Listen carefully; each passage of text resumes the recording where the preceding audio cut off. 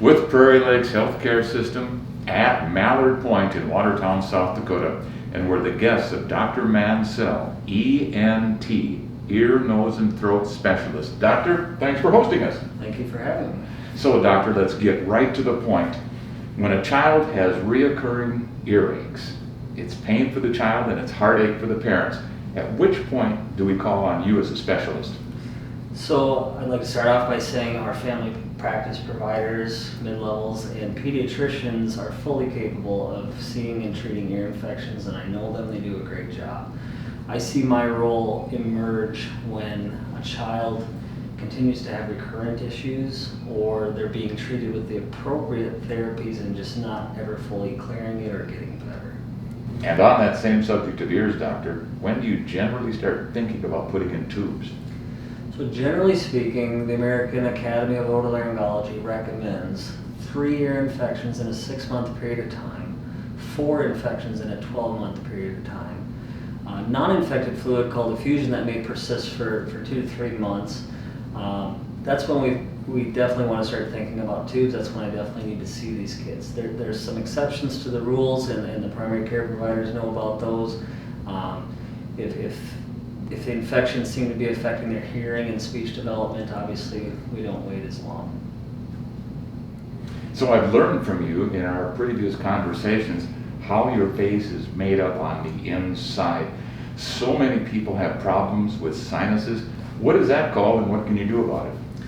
So sinusitis is a very common entity worldwide and in the United States. It's one of the leading causes of people missing work and short-term disability, and those cost burdens are, depending on what you read, somewhere between 3 and 12 billion with a B.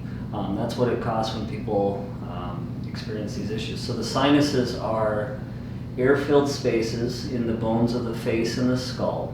They're lined with the same lining as the inside of the nose, and so you can imagine anything that causes congestion of the inside of the nose can cause congestion of the sinuses, and they oftentimes have tiny little doorways leading into them, and if they're congested, those doorways aren't open, the sinuses cannot ventilate or drain, and that's when infections and inflammation occur.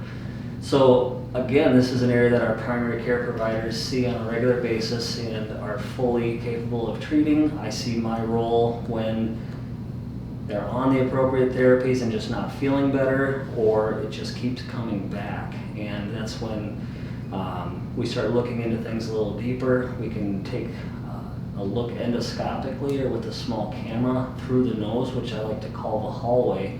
We can oftentimes look at the doorways to the sinuses, but a lot of times we can't see in there unless they've had a previous surgery. The maze or the labyrinth of the bony sinuses just don't allow that. So sometimes we need a CAT scan, and if we prove that there's sinusitis, we have some options to treat medically as well as surgically. And some of the surgeries are minimally invasive these days. Pretty amazing stuff that they've come up with.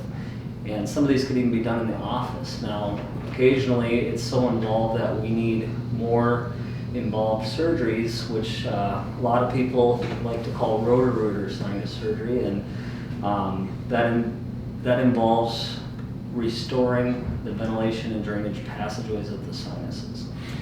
Doctor, this specialty covers so much ground. It does. That's one of the main reasons I fell in love and continue to enjoy ear, nose, and throat. Some of the things we want to make sure people are aware of, most people associate ear, nose, and throat with tubes, tonsils, sinus surgeries. Some of the other things we offer are repairing of damaged eardrums. We're able to balloon dilate the eustachian tube, which is typically the source of the problem in recurrent ear infections. We offer hearing implants, and there's a brand new one of those available that we've done a few. We offer sleep apnea surgery, repair of facial and nasal fractures, procedures for voice disorders, nasal obstruction, nasal alignment, sinusitis, nasal polyps. We offer head and neck procedures for the parotid submandibular glands, thyroid glands, and parathyroid glands, some of which are benign or non-cancerous, but some of which are cancerous. We offer skin cancer treatment as well as the reconstruction, and we take pride in the ability to remove the cancer and obtain the best cosmesis afterwards, eyelid lift surgeries, cosmetic ear surgeries, and Botox, to name a few. Dr. Mancell, any closing thoughts? Yeah, I'd just like to make sure that people know that if they're experiencing issues with their ear, nose, or throat, to let us know, and we'd be happy to see them. We have a very talented group of people out here working. We're very proud of our staff, and we take great pride. We'd love to see them. The best way to get a hold of us is 605-882-7740. Do we need a referral, doctor? Actually, no, you don't need a referral. Prairie Lakes does not require any referrals to be seen by any of our specialists. Doctor, thanks for hosting us. It's been a pleasure. Thank you for being here.